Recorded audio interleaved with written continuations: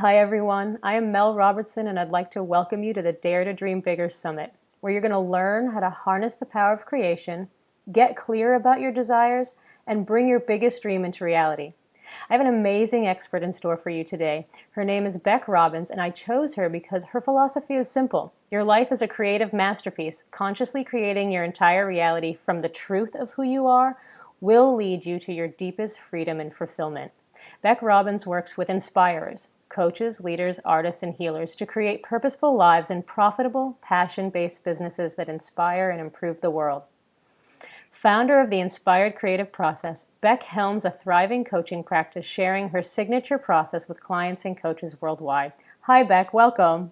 Thank you. It's such a pleasure to be here, Mel. This is so like where I live in this topic. So I'm just thrilled to dive in with you. It's such an honor to have you here. I'm really excited to have you on board. And before we begin, would you mind just sharing your background a little bit with our audience so they know who you are and where you're coming from?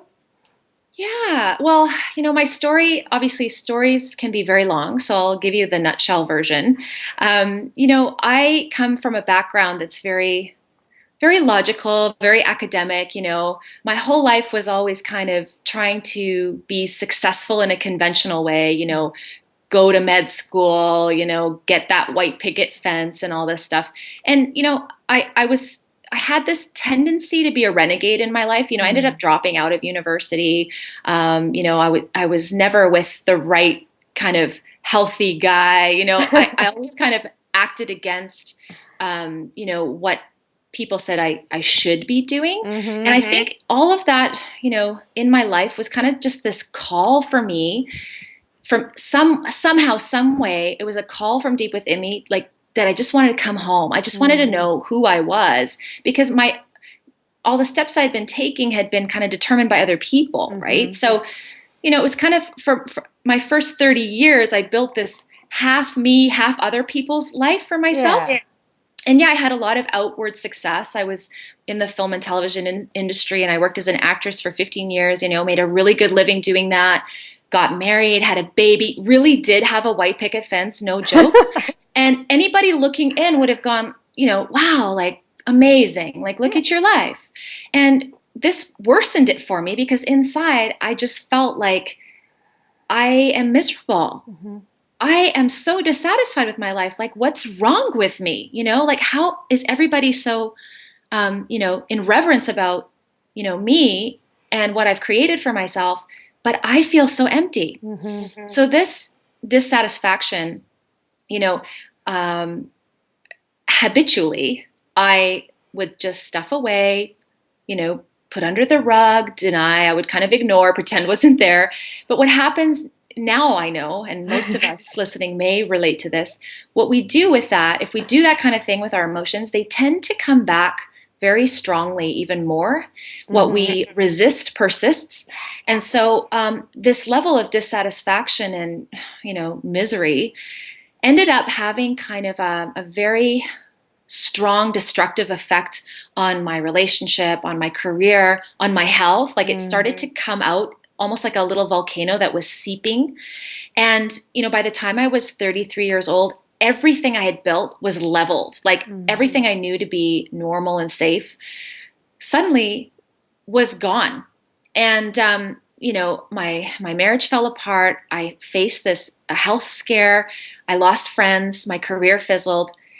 And I started to ask some really big questions at that time because it was kind of do or die time. And I swear, if I didn't have my daughter at that time, I don't know what I would have done because I was depressed and very paralyzed to do anything. But I knew like every day I had to get up and I had to look at her and I had to function. I had to create because I knew that if I didn't, that she would suffer.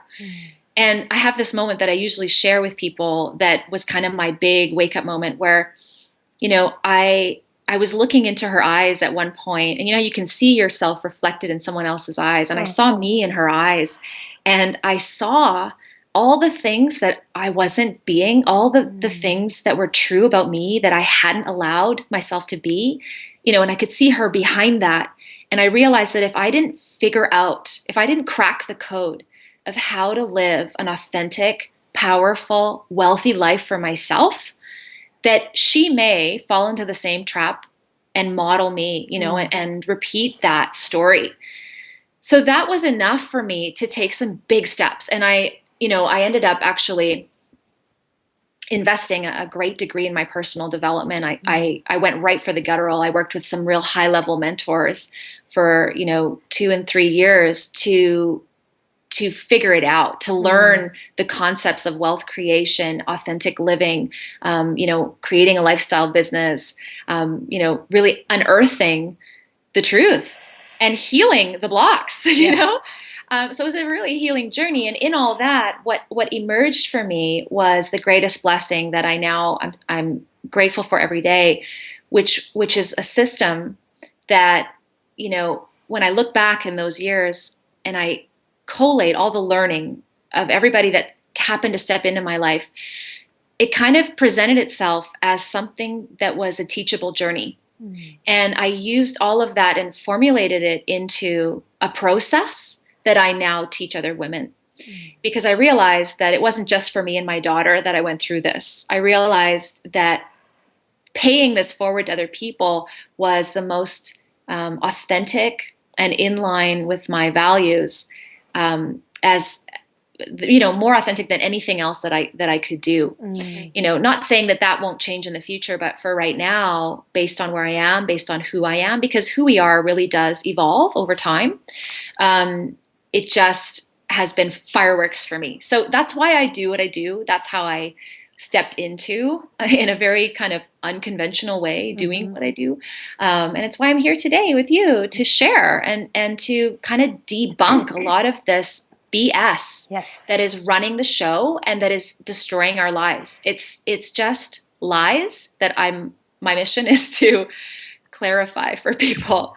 So I hope that was nutshell enough. It might have been a little longer than I wanted it to be. I think that was perfect, and I really love that. And I actually really identify with when you said that you were a renegade and you kind of went against everything. And I really identify that when in my life I was anti-school and anti-tradition and anti-doing everything the way people told me I was supposed to do. I really love that you said that.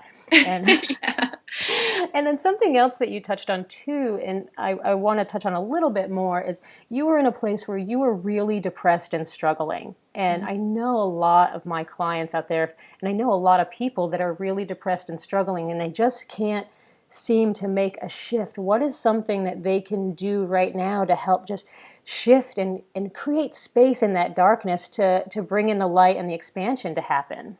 Yeah. So, okay, great question, Mel.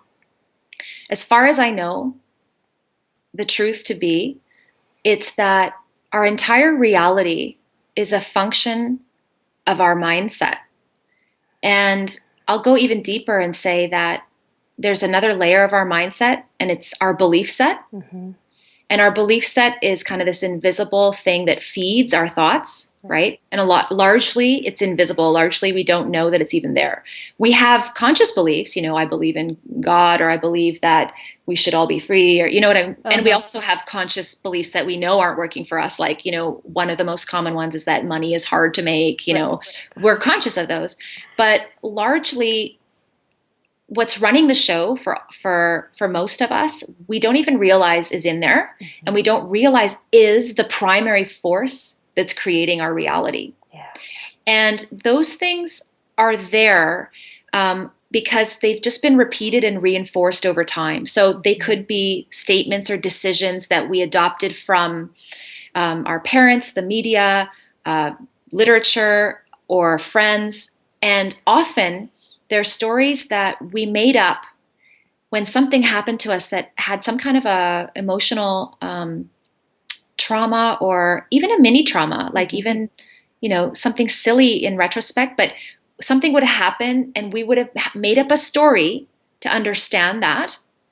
And that story over time became a belief. And then what's the most tricky and destructive part about this is that once a belief is in there, it kind of acts as the template for our reality. So it's almost like I use the analogy of like film reels. So we have a bunch of film reels or a bunch of stories that are inside of us that we're playing and that are projecting out into our reality every day. Mm-hmm. I think it was Marcy Shimoff that told me, because I spoke with her a couple of years ago about this, and she said that 95% of what we're thinking today, we thought yesterday. Mm-hmm.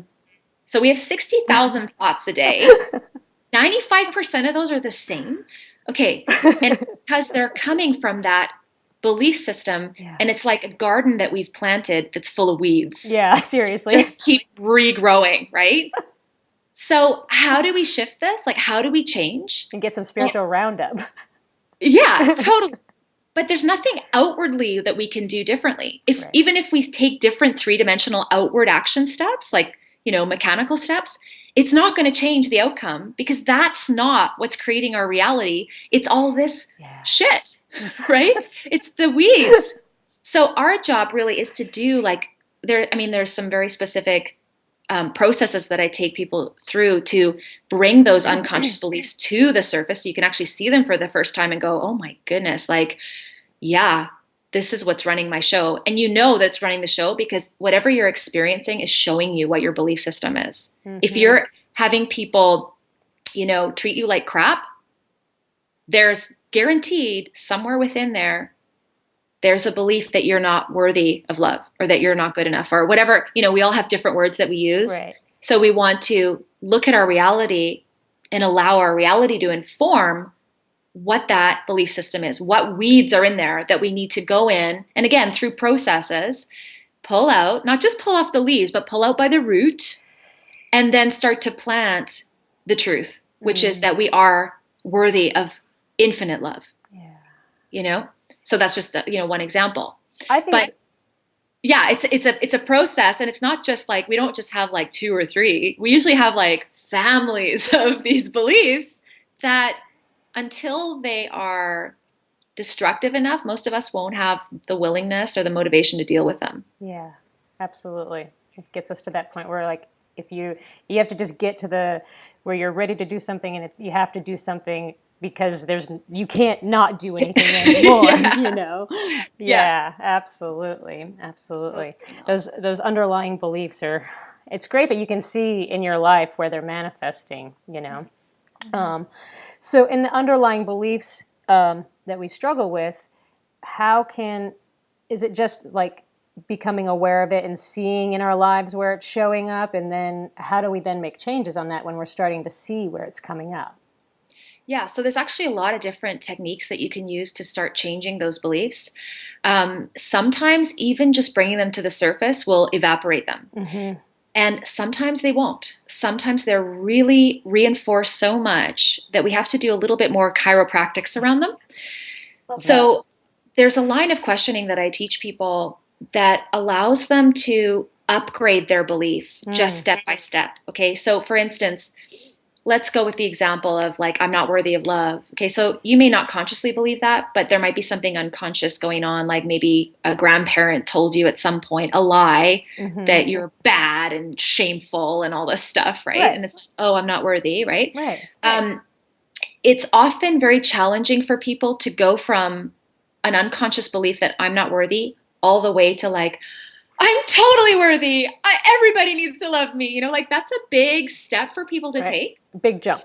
Yeah. And here's the thing. Some people are willing and able to do that. But the majority of us need to go up a ladder of beliefs that we can get behind and start to consider as possible. Mm-hmm. So it might be that we start, whenever we have an experience that we feel unworthy, or we're feeling that yucky emotion that's associated with that belief of like, shame or self-disgust or self-hate or whatever, the first step is really in that moment, acknowledging that the belief has been activated, going, okay, it's running right now. And that's the hardest step because a lot of time we just get stuck there and we're like, we get stuck there. But, it takes a muscle. It's like a muscle that we have to flex to go, the belief is running, the belief is running. Or same with quitting smoking, right? Like, I'm smoking. Like we have to actually become aware that it's happening. It's a habit, right? And it's in that moment that we have this golden opportunity to pull the weed out and put it like a better seed in there. And so what I do with people is I give them a next step belief that might go, it might even be as gentle as, well, what if I'm more worthy than I realized I was? Hmm. Or what if, it could be a what if question, or, it could be a statement like, actually, and we actually look for evidence of the truth. Like, what about this person loving you? Like, oh my gosh, like, do you feel worthy in that relationship? So it might even be around someone else. Well, actually, like, people do treat me well. And we focus on that, right? Because where our attention goes, energy flows. So it really, the rewiring process is all about what we're doing with that attention, what words we're allowing ourselves to listen to in our head. And this is not like, this is why people have such a hard time doing this, because it's very subtle work. And often it can help to have a pen and paper, or we're out in the world on the bus or whatever. And we're not thinking like, I can do this work right here. I can do this subtle work in this moment and change everything in my life. People think it's got to be this big fireworks display and a big healing session, some guru. No, it's all within you. The power is within you. There's just a few key skills and, sort of awarenesses that need to be there to start doing that chiropractic on yourself. So it does sometimes take some support to get you there and get those muscles going, and then you'll never be the same. And I think your life will never be the same, right. And then just having the intention that you want to become aware of your beliefs will then will create the opening for the awareness to pop up when it's happening.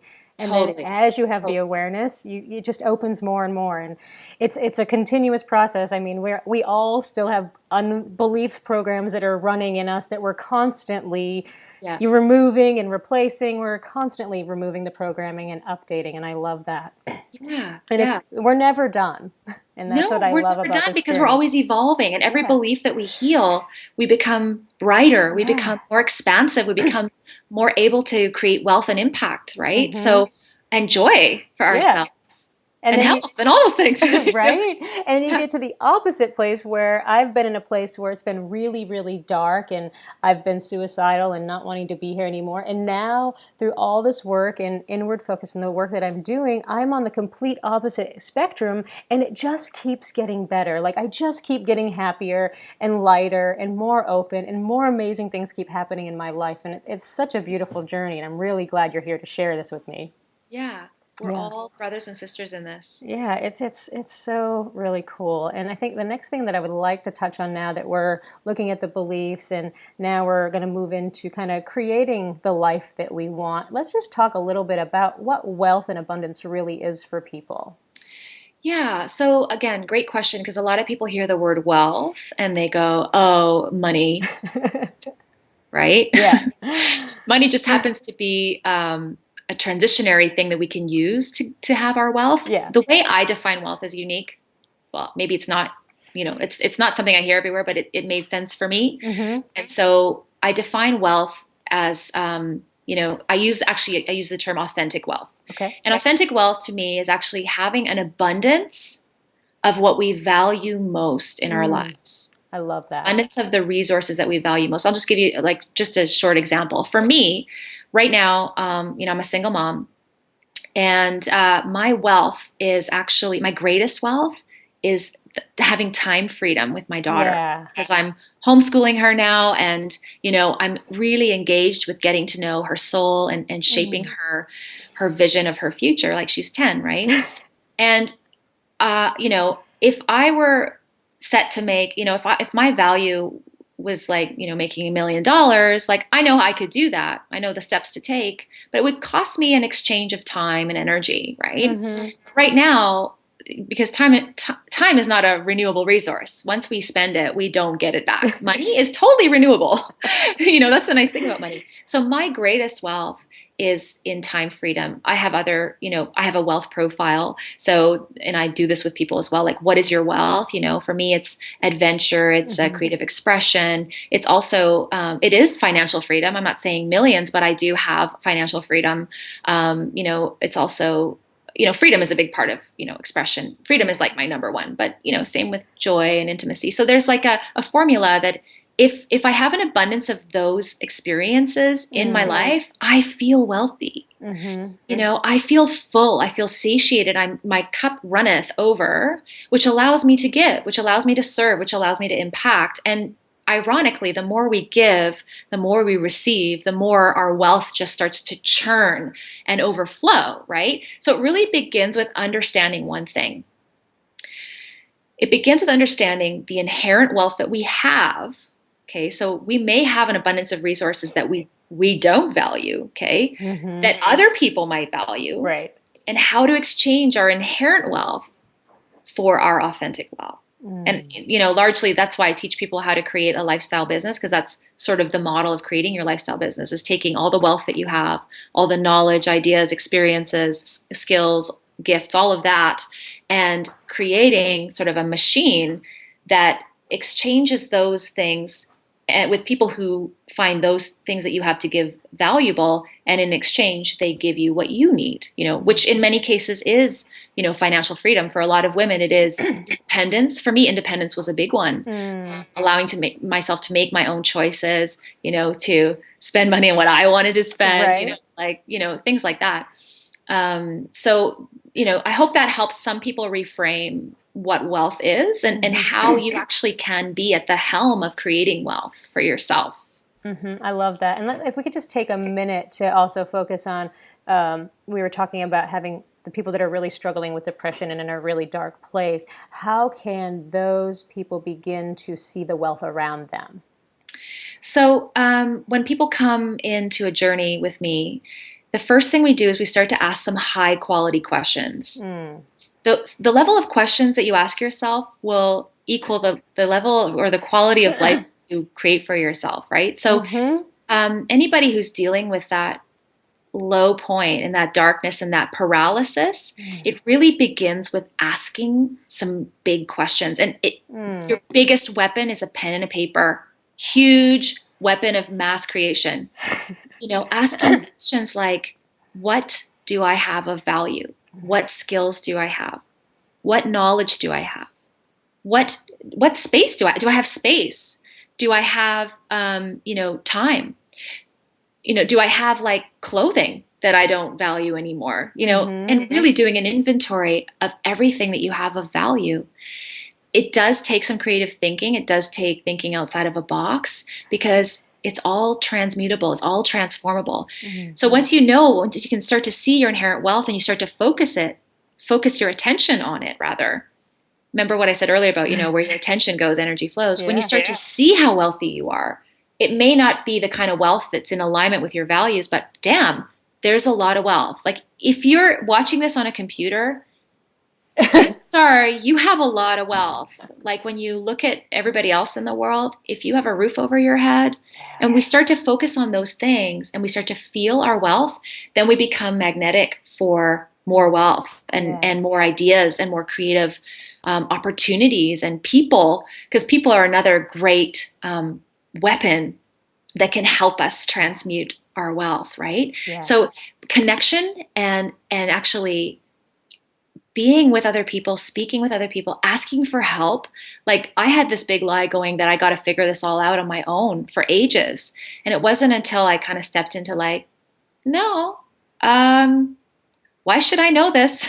You know, that I started to get some answers. I started to ask, help, show me what I can't see, right? And the first person I started to ask was this person. And this person connected me with people like you know, people who are out there sharing the information and the knowledge that I needed. So it's no joke. The knowledge is the power. Mm-hmm. And And then applying that knowledge is where you get results. Because you can have all the knowledge, but if you don't do anything with it, it's kind of just like, meh.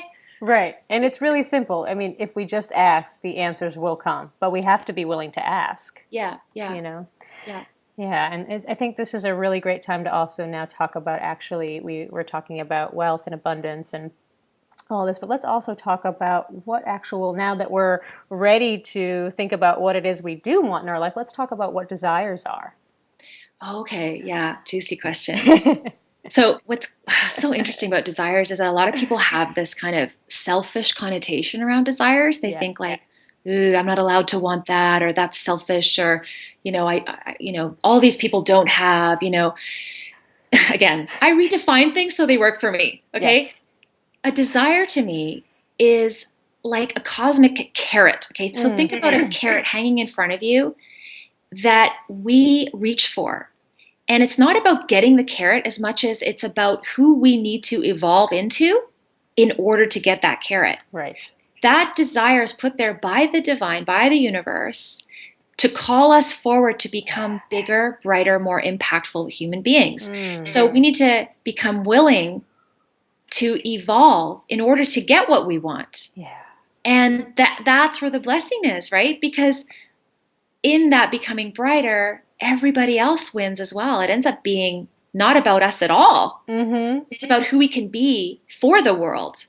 And unfortunately, as human beings, because we're still primal animalistic creatures, we always choose by, our innate wiring, the path of least resistance.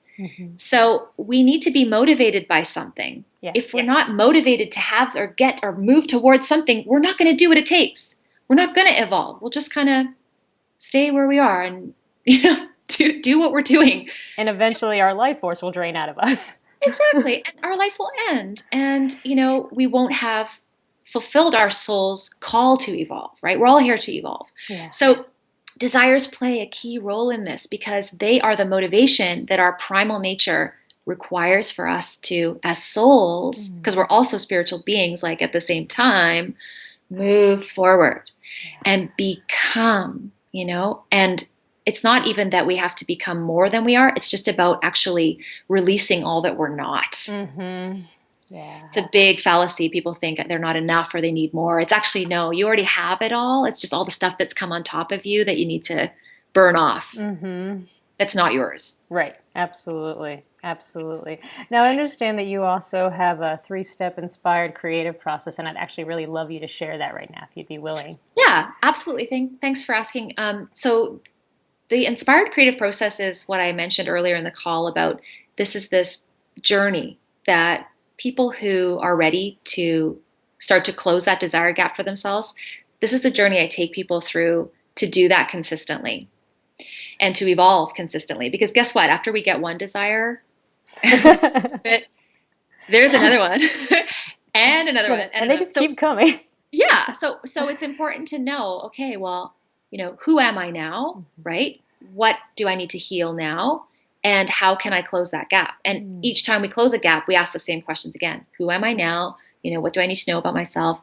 And what do I need to heal? And then what are the steps I'm going to take to close that gap? So I've kind of alluded to the 3 steps of the process. The first one is really a reveal. It's called the reveal step. And it's really doing another, the first time you do this is usually the most intense, and it's kind of an excavation of self. It's where you ask a lot of these high quality questions. And, for me, it's about 100 questions I take people through to really understand the 7 threads of who they are. And when you start to see who you are, you can start to see what it is you're really here to create. Not what someone else told you should create or be, or what someone else thinks would be good, but really what is coming from within you. And that excavation process allows you to see, really for the first time, what you're here to get up to. Love it. And then once we get a sense of that, then it's time to heal and do all that burning off of the layers, of the lies, of the beliefs, of the emotional blocks, of the relationship patterns, like all the things that are stopping us. And again, it's different for everybody. Everybody has different places they need to heal. So that's the second step, is the heal step. And then the third step is actually moving into the co-creative process. It's the create step. And co-creation, the way I teach it, has 3 steps within it as well. There's a catalyzing step, there's a feminine step in the creative process, and there's a masculine step in the creative process. And that whole thing, I can do a whole call on how that works. But it's literally what you need to do in order to consistently move energy towards closing that gap. And it's working with energetics a lot. It's working with your own personal energy frequency and your personal gravity. And it's working with inspired action and working with intuition. It involves, working with intention. It's very, very juicy. And God, I wish I knew it, when I was 10. I don't knows it now, Right. she knows. She doesn't know it in the sophisticated terms that I use when I work with other people, but she knows it in a very simplistic way. So yeah, it's a fun way to live, because everything becomes like a project, like, okay, I can do this. As long as it's authentic, Yeah. there's a way. So this is another thing that, I often have to work with people on assessing, is this authentic? And if it's not, then how can we shift it so that it is? And Right? how would someone know whether it's authentic or not for them? Again, it's a line of high quality questions about a desire that will illuminate the source and origin of that desire. Oh, and in the origin, often we're given the information we need to determine whether that's really coming from them or from something outside of them. I love that. Mm-hmm. Wow, yeah. Bec, this has been a really great interview. Yeah, there's a lot, right? Yeah, it's been great. It's just like tip of the iceberg. I know, right? So for Dare to Dream Bigger Season 2, we'll be back with more. Yeah, there you go. Absolutely, absolutely. So I want to just give you a few minutes. I understand that you're going to offer a free gift for everyone to take part in, if you wanted to share a little bit about that. Yeah, absolutely. Thank you. There's 2 levels of free gift here for people. And the first one is really for people who are tuning in and they're hearing this stuff maybe for the first time and they're going, huh? This is interesting. Like, I want to learn more and I want to learn how to apply this stuff. I have a really powerful 7-day audio program. It's called the Misery Detox. And it's just 20 minutes of learning per day with some very applicable exercises that can already change your life in 7 days of how you're functioning. That, I think, is the best place for people who are curious to start. And for those people, and often people tune into this and they're at a point where they really are just done. Hey, they're just done. They're ready for big change and they're ready to take some big action. Yeah. So I do offer an application process for some one-on-one time with me. I will hold 3 spots for people from this summit. Okay. And basically, there's a link that I'll share with you, Mel, as well, that can go out for people to do that. And it really is not for everybody. It is for people who really are ready to take action steps on closing their desire gaps and healing a lot of the stuff that we talked about. And the time with me one-on-one is really to determine how these principles would apply to their lives and what those next steps would be for them. Yeah. So that's just an option for people who really had their heart kind of go like, oh my God, this is where I need to be. And for everybody else, that Misery Detox is really another powerful place to just start to play with what we're talking about. Yeah, absolutely. It was the Misery Detox was how I got out of my depressed state. Oh, good. I love that. And that's perfect for this call. I love that. Excellent. Yeah. Excellent. So there you have it. Thanks so much, Bec. It's been such an honor to have you here. Do you have any last words you want to share with everyone before we go? Oh my gosh, Mel. Which one? What point? What I will share before we go is just the number one focus and the number one most powerful thing that any of us can do at any moment is to activate love. I know it sounds so simple, but often if we're feeling low-level frequencies like fear, anxiety, lack, scarcity, judgment, we have separated from love. Yeah. So a good way to do that is just to even tap your heart and just return to love and just say, I choose to love in this moment. I choose to love in this moment. Yeah, it's like, and love is the mother of all these things like forgiveness, acceptance, creation. There's so many children of love that if we activate the mother, that it'll open the doors for healing in that moment. Love just heals. Love, it does. It just burns automatically. You know how the Pope goes around and blesses people? Like all he's doing is channeling love to people. We can do that. Yeah. Right? I've taught my daughter, we go for our Monday morning walk up to the library and we shoot love arrows to people. We That's awesome. Like even people that she's like, I don't know about that person. Like, go on, shoot them a love arrow. Yeah, love is where it's at. And love is where we're free. Yeah, we either operate from love or fear. Yeah. That's it. Yeah. In any moment. And Yeah. that's the work. It's in that moment. It's not one big hoopla. It's Right. like in a moment, you can change everything. So Yeah. that's what I want to leave people with today. Like Hmm. just return to love as many moments as you can, and you're already going to be in better shape. Even if you're in amazing shape already, it will improve the quality of your life. Yeah. Because it only gets better. Yeah. Yeah. Yeah. Awesome.